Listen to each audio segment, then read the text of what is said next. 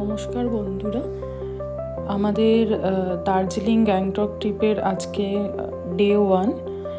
এখন আমরা এনজিপি থেকে রওনা দিয়েছি গ্যাংটকের উদ্দেশ্যে। আমাদের ট্রেন ছিল তিস্তা তোরসা এক্সপ্রেস, যেটা এনজিপিতে পৌঁছয় প্রায় 2টো নাগাদ।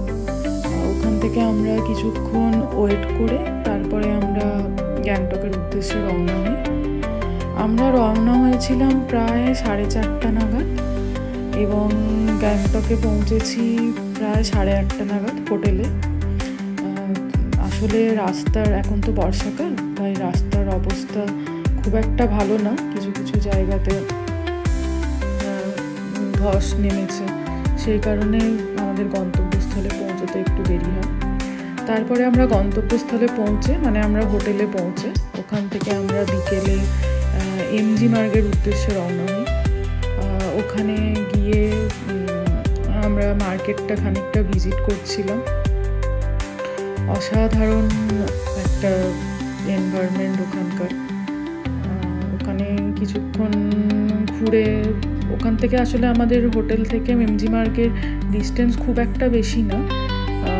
আমরা ট্যাক্সি নিলাম ওখান থেকে। ট্যাক্সিতে প্রায় 300 টাকা মতো ভাড়া লেগেছিল। তারপরে ওখানে পৌঁছে খানিকক্ষণ ঘুরে তারপরে এমজি মার্গ জাস্ট ঢুকতেই বাঁ দিকে একটা জগন্নাথ মন্দির আমরা দেখতে পাই, যেখানে খানিকক্ষণ ওখানে ঢুকে একটু মন্দিরে নমস্কার করে ওখান থেকে আবার আমরা এমজি মার্গের দিকে যাই।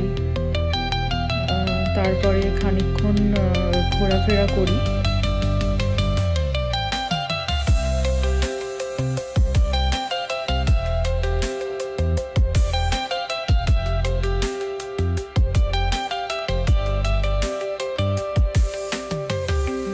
মন্দিরটা খুব সুন্দর ছিল।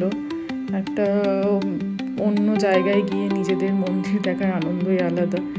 তারপরে আমরা কিছুক্ষণ ঘুরে চলে আসি একটা রেস্টুরেন্টে, যেখানে আমরা প্রথমে ট্রাই করি একটা চিজ কেক, যেটা অসাধারণ ছিল।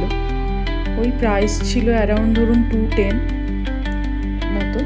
তারপরে একটা চিজ পিৎজা অর্ডার করি, যেটাও জাস্ট অসাধারণ ছিল, যেটা আপনারা দেখতে পাচ্ছেন, এখন আমি ট্রাই করছি।